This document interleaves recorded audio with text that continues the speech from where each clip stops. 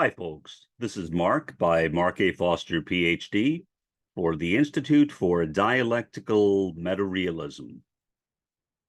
I love renaming things. I do. I don't know why, but I love renaming things. I've done it my entire life. I don't reject the original name, but I come up with a name which describes my own orientation to something. Uh, I did that with Maoism, Third Worldism. So I renamed it for purposes of my book, Eudaimonic Utopia, which is linked right in the discussion section below this video. Socialism below, Third Worldism. And I refer to it as heterodox Maoism. So I leave in both. I leave in the heterodox Maoism. In fact, I introduce the term heterodox, but I refer to it as a kind of socialism from below, meaning socialism that is basically grounded in the wishes of the proletariat and the subaltern. So in a way, it's kind of redundant because, of course, any genuine socialism is grounded in the interests of the proletariat and the subaltern. But socialism from below makes that explicit. And so that's the reason why it is called socialism from below. Now, the term socialism below is used by a variety of tendencies, Marxist-Leninist, Trotskyist, anarchist, a whole bunch of different things. So it's not used by any one tendency. It is a cross-tangential term, which refers to a grassroots kind of socialism or communism. And that's why I like the term a lot and have used it for many years. And so, again, I called Maoism Third Worldism, socialism from below, Third Worldism. Now, guess what? I have introduced a third word. Yes, I have. Socialism from below, Third Worldism, Indigenism, right? Indigenism.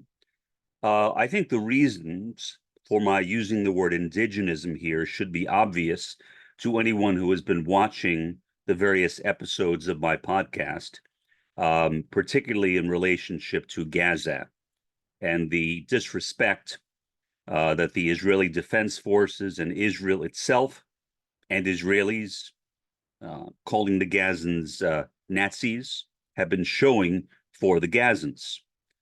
So I felt that it was important to focus on the concept of indigeneity or indigenism, the interests of indigenous peoples. Now, that would include, of course, not only the Gazans, but other indigenous peoples all over the world, like the Maoris of New Zealand, the Aboriginal people of Northern Australia, the First Nations peoples of Canada, the Inuit people of Canada and the United States, the Native Hawaiians, obviously of Hawaii, and many more.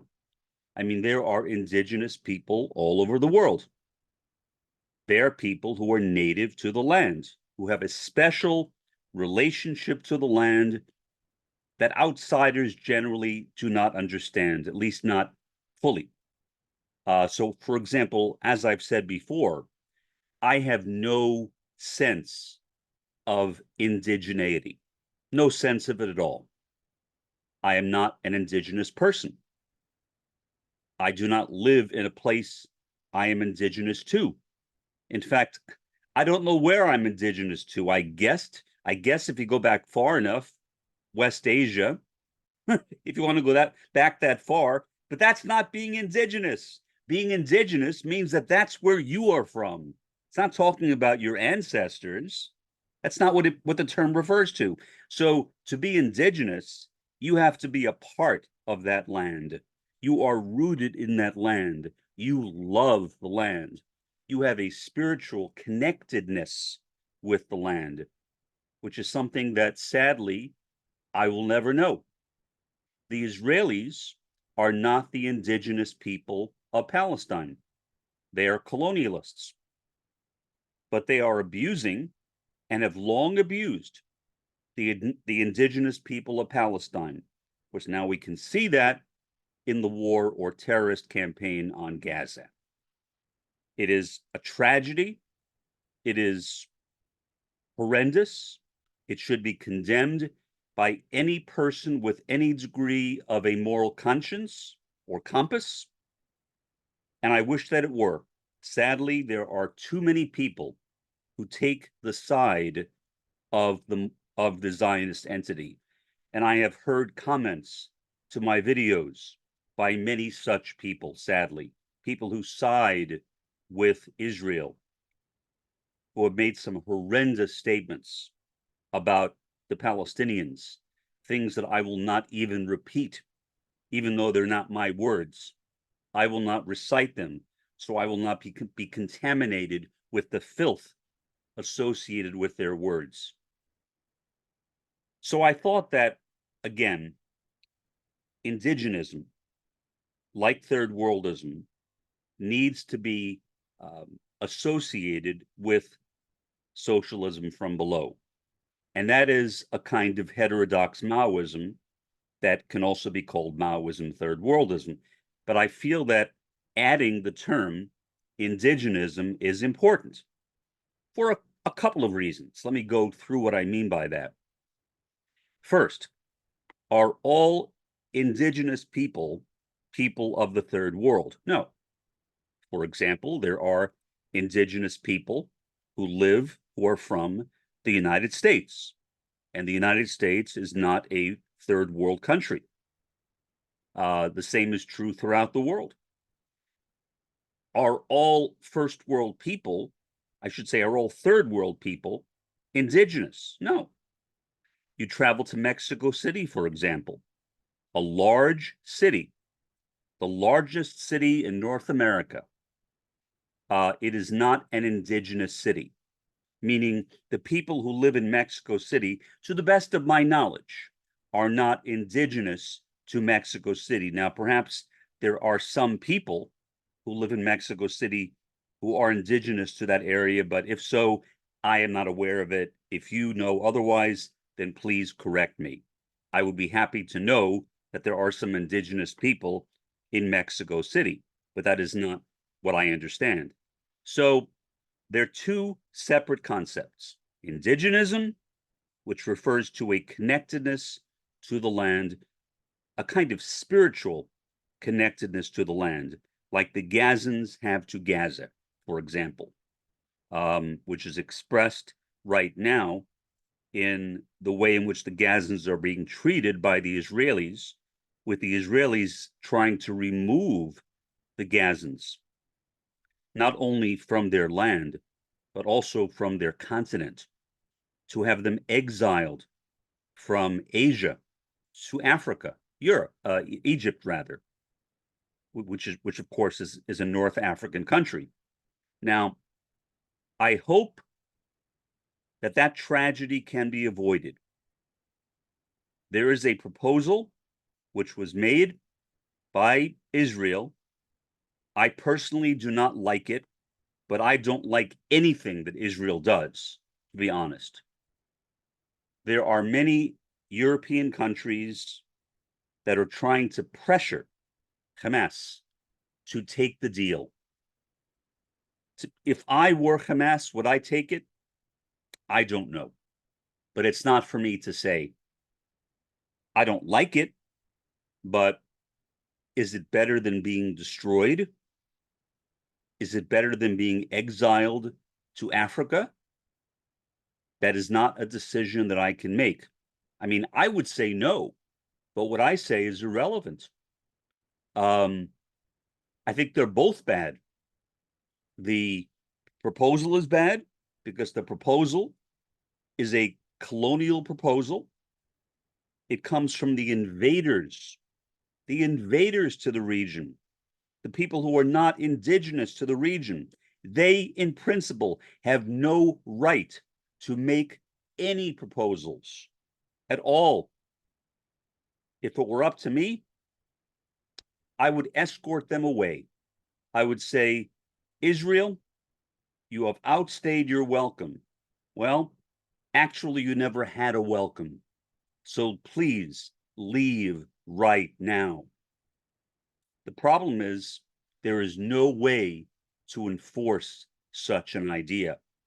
Even if the United Nations were to propose it, and the United Nations is the body which caused the problem in the first place. If there were no United Nations, there would be no Israel, or at least there would be no Israel under present circumstances. So I don't know, maybe Israel would have been started in another way. That's possible. But all we can do is look to the past, look to history as we know it, and we can see that the United Nations General Assembly established the nation of Israel, with the United States casting the deciding vote, creating the nation of Israel, or as it is officially called, the State of Israel. Whatever you want to call it, it's a colonial power. The UN, in my view, had no right to do that. That was an illegitimate decision. And it was one of the foundational decisions of the United Nations, which, in my view, makes the UN almost illegitimate. I don't want to say illegitimate because I know of some things that the UN does, like UNESCO, which are good. There are some programs of the UN which are good. So I don't want to condemn the UN outright, or maybe to put it another way, I don't want to throw out the baby with the bathwater. I think that would be a horrible mistake. So I don't want to go that far. I think that would be extreme, at least extreme to me. But the UN as a body, the UN General Assembly, making a decision to steal land from an indigenous population, the Palestinians, and give it to people who then were mostly Europeans, since then other Jews from other parts of the world have migrated there too. But basically, it was originally a European colony in West Asia, in Palestine. It never belonged there. For a long time, the Arab Gulf states viciously opposed Israel. But now, that opposition has largely declined because those same Arab Gulf states have recognized that they have a financial interest in Israel. They can set up deals. They can establish joint corporations. I don't know why that did not occur to the Arab Gulf states earlier. Or maybe it did, but they thought it did not make political sense or did not pass muster. I don't know. Either way, now the Arab Gulf states, many of them, have entered into cooperative deals with Israel.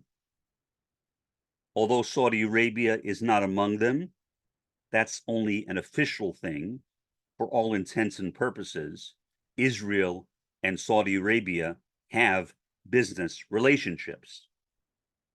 So it's based purely on practicality.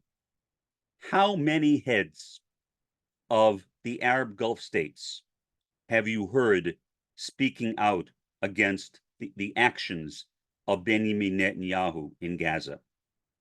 I have not heard any. Maybe I had not been listening closely enough. I will admit that's a possibility. Maybe there have been some, or even one. But if so, I missed it. Even if there have been some or one, it has not been sufficient because they are still tolerating what Israel is doing. Now, do the Arab Gulf states have a realistic alternative? I don't know. I really don't know. I do know that Israel has the nuclear bomb. I do know that Israel has the Iron Dome given to them by Donald Trump. And that basically makes Israel kind of invulnerable. It is almost impossible for any country, maybe outside the US or Russia, to destroy Israel or to eliminate Israel. And I am not proposing that either. I'm just stating factually, it is nearly impossible to do that. What should happen to Israel is not my decision. But if another country were to go to war against Israel, how successful would they be?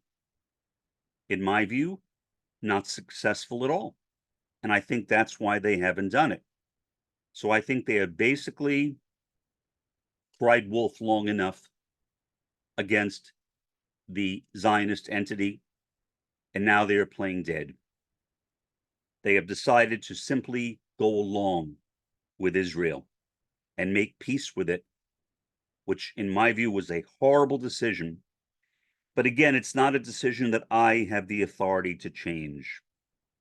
Sadly, the people left in the dark are the Palestinians. Historically, the Arab Gulf states have not been the greatest supporters of the Palestinians, which to me is a sin. It is literally a sin. If anyone should have been on the side of the Palestinians, including the Gazans, it should have been the Arab Gulf states. And yet, for the history of Israel and Palestine, nothing like that has happened. No alliance between any Arab country and Palestine that has led to any kind of result, any change in the existing status quo has been established. The Palestinians continue to be the subaltern. They are the marginalized. They are the othered people of West Asia. And it would appear that not only don't the Israelis care about them, that's pretty clear, when you have Israelis going into the streets and calling Gazans of all things Nazis, but also that the Arab Gulf states don't care about the Palestinians and the Gazans either. They care more about their business deals with the Israelis. Why? Because of the capitalist world system. So, ultimately, what needs to happen to affect any enduring transformation in the current condition of West Asia, or for that matter, in any other part of the world, is for the capitalist world system to end and be replaced by a socialist or communist world system. How will that happen? Well, I think that initially the revolutions will take place either in third world or indigenous parts of the world. That is my addition that I have made to Maoism third worldism, or as I call it, socialism from below third worldism, indigenism, that I have introduced. Maybe introduced is too arrogant. I have clarified the idea to establish the principle that revolutions might occur in indigenous areas that may even be in the first world. How likely that is, I don't know. But look at places like northern Canada, which are populated by the Inuit people. Look at places like Alaska, especially the more remote portions of Alaska, which again are inhabited by many Inuit people. To me, those places could be staging grounds for revolutions, even though they exist technically within the first world. They are also separate. They are also distinct. Why? Because they are indigenous.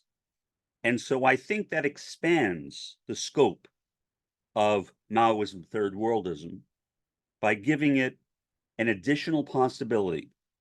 That possibility, again, revolutions occurring through indigeneity or indigenism.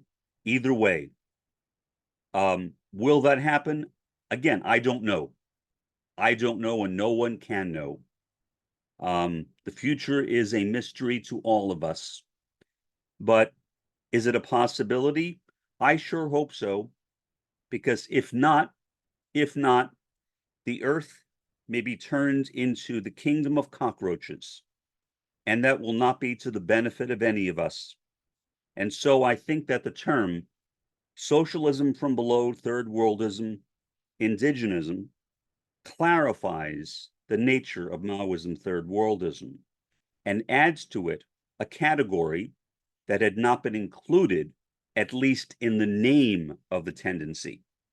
Certainly, indigenism has been discussed by Maoist third worldists for a long time, but I think it is important that not only is the concept discussed, but the term itself should be incorporated into the name of the tendency. And that is what I have attempted to do. Hopefully it is successful, and hopefully my efforts will be appreciated by some. If not, that's the best I can do. I can try. I can try. Will I fail? Will I be successful? That I have no idea. For the time being, this has been Mark Foster. Have a pleasant evening, and be happy, be well, and please support the freedom and the liberation of Palestine and the Palestinians.